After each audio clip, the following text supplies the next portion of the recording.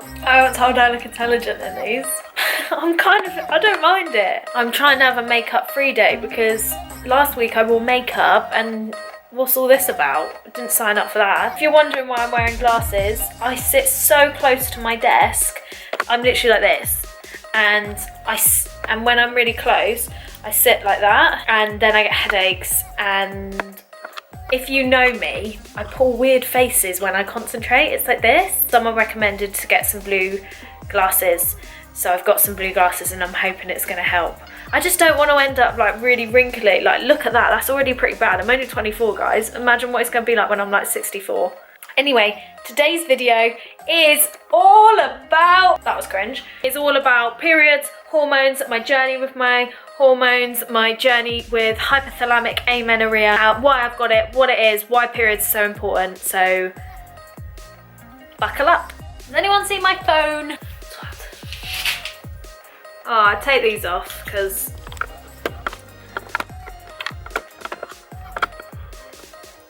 you're right then.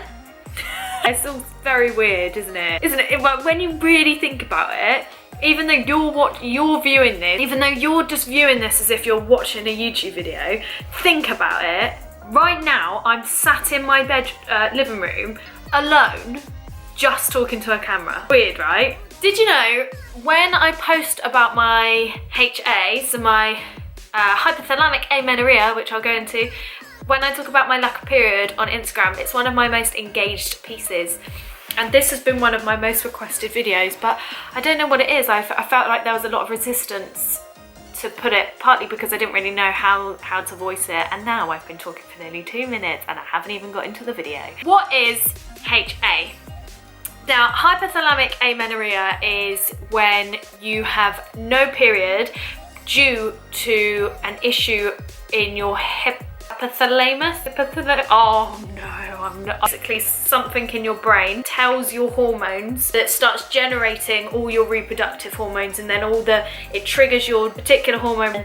Can't remember it. Triggers that one, which then triggers another one, which then triggers like estrogen to then ovulate, to then you either get pregnant, or if you don't get pregnant, then you have a period. If there's a problem with that signal up there, the messages aren't going to get down to then be able to ovulate. What is amenorrhea? Primary amenorrhea is when you just never start your period past puberty age, but you still haven't started your period. Secondary amenorrhea is when you have started your period, but you have lost it for 3 consecutive periods. If you're on the pill and you don't have a period, that doesn't class as amenorrhea. It's when you're like not on anything, if you like.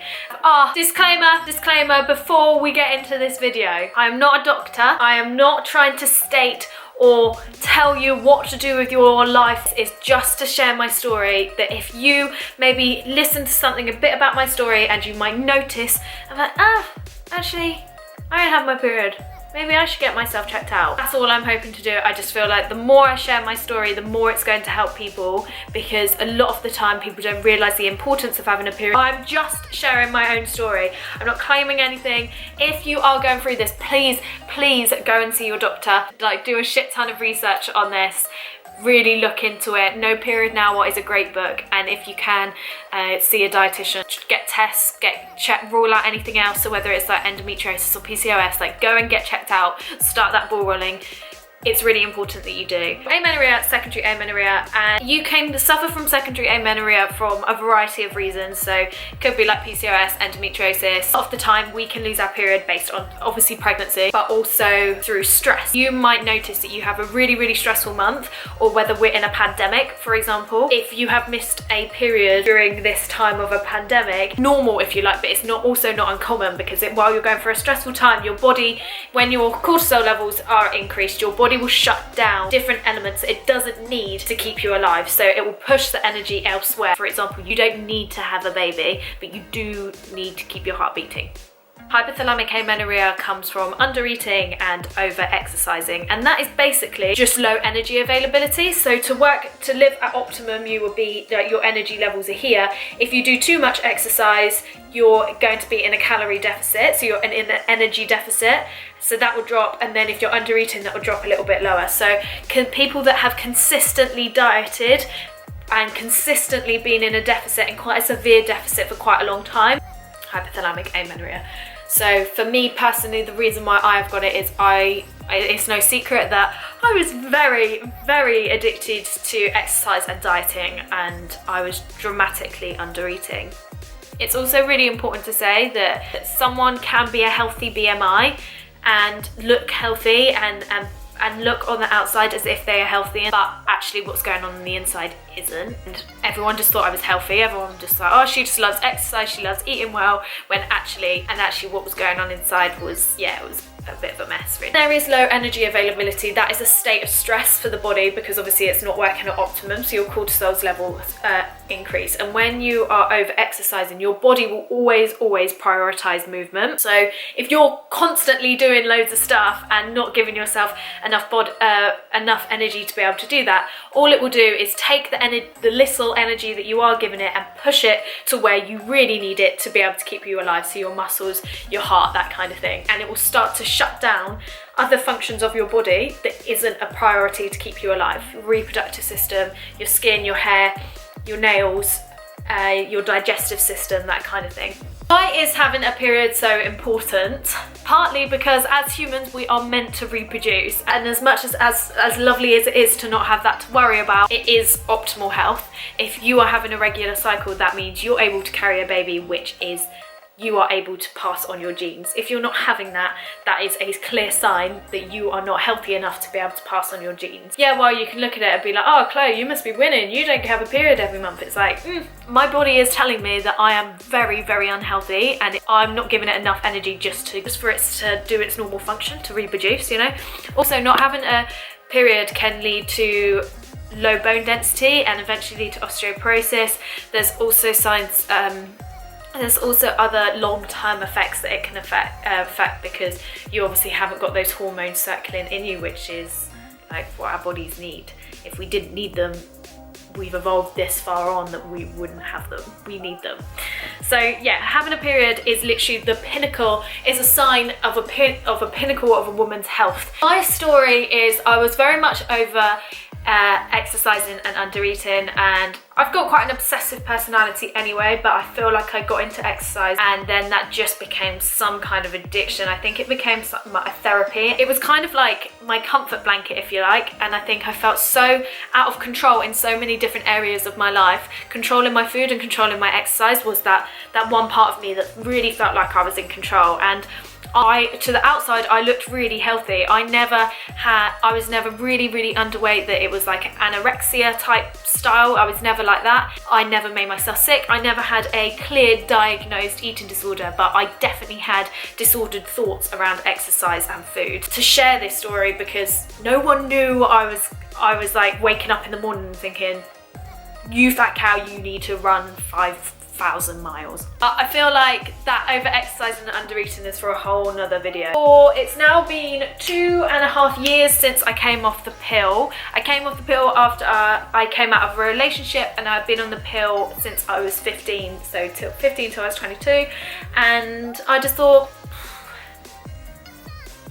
nah, I don't want to be on it anymore. And I kind of had a little inkling that I didn't know whether I could have a period or not, because from being in the industry, you're kind of pretty aware that these sort of things can happen. So I came off and my period never came back. I gave it like 3 months and it was like, okay, fine, I'll go to the doctor. No, I kept saying to friends, oh, if it doesn't come back next month, I'll go to the doctors. Anyway, doctors just said come back in 2.5 months. And in the September, I had a period because I spent that whole summer partying, and it was like the best summer ever. And it was nuts and it was crazy, and I was really relaxed and I was eating more and I was drinking more, so the calories were increased. So I had a period, and then I got straight back into fitness after I got back from Australia, and it didn't come back.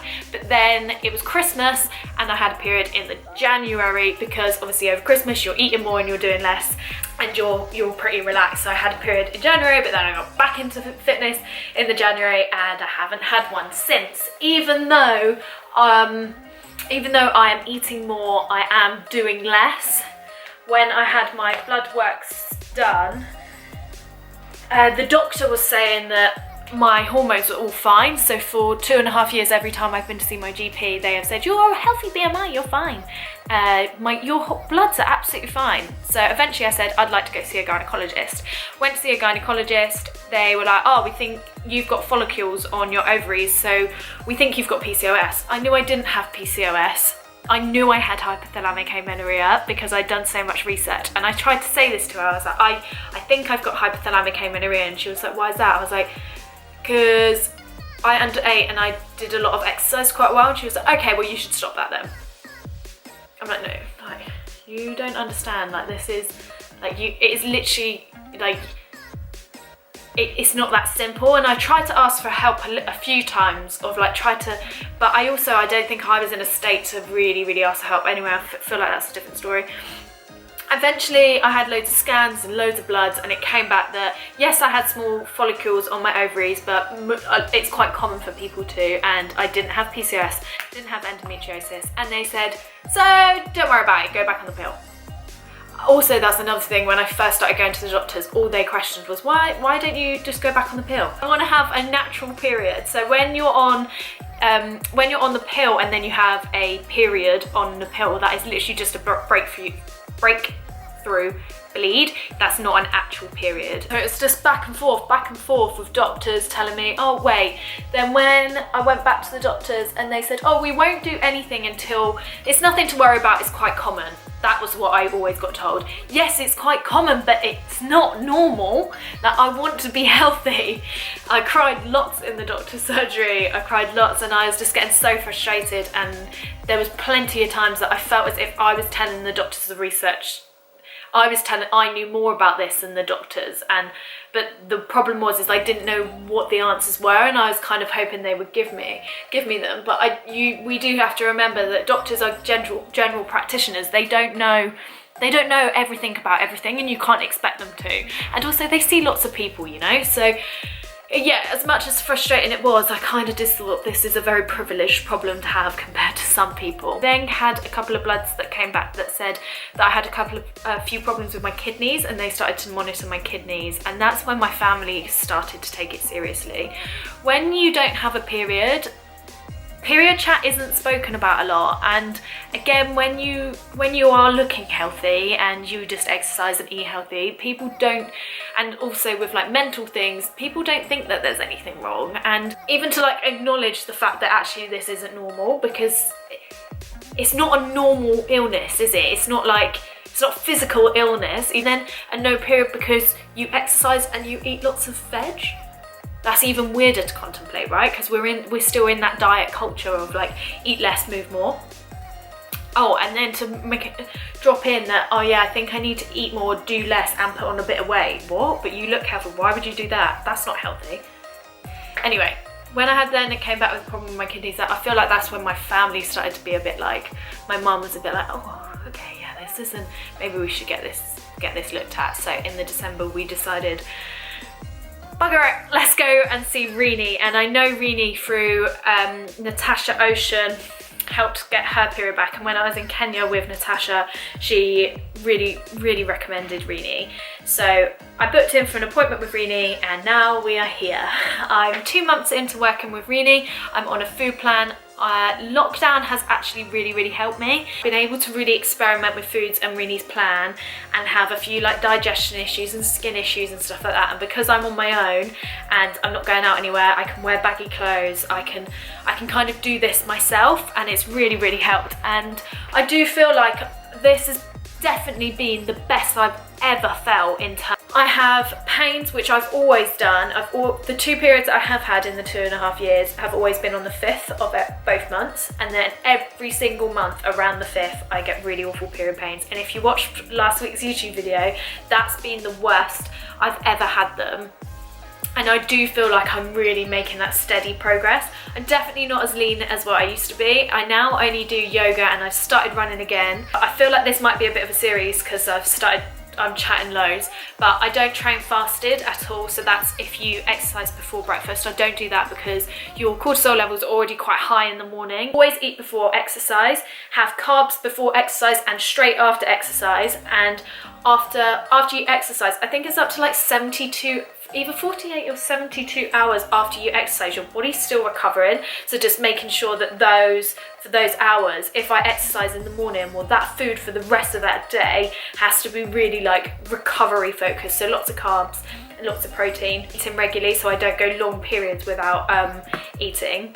periods. And any high intensity exercise, I might do like one if I've really got the energy and I've had like a really good week. Kind of like weighing up and compromising, like, all right, that's fine, do HIIT, but you can't then go for your long walk because that's going to be even more energy dipped out and you're trying to sort your hormones out. So yeah, it's just like picking your wins, you know? Caffeine I've really tried to limit because obviously that can raise your cortisol levels. Sleep, just really trying to prioritize sleep and recovery, so doing yoga, meditation, and then finally, I'm also, just with Rini, I'm catching up with her again at the end of this month, so I can update you on that. And then finally, I'm really trying to and I think this is for a whole new video, if I can work a way of trying to work out how to talk about it, but I'm really trying to rewire my brain of how I view feminine sexual energy and like the feminine reproductive system. How do I word this? I'm trying to do a lot of inner work based on that to try to help inner stuff, so like Reiki session all on my solar plexus, which is like that female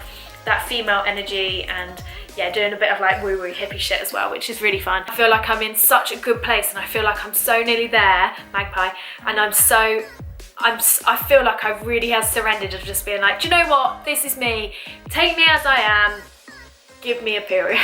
That's our journey.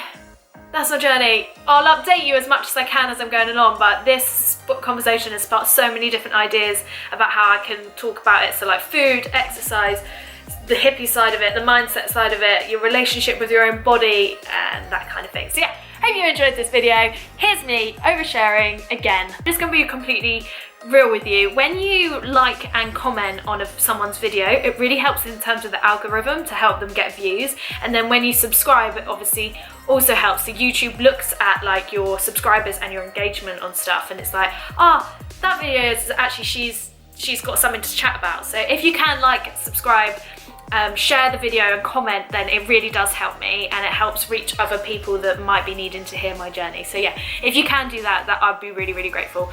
Have a lovely day, and I'll see you in my next one. Bye.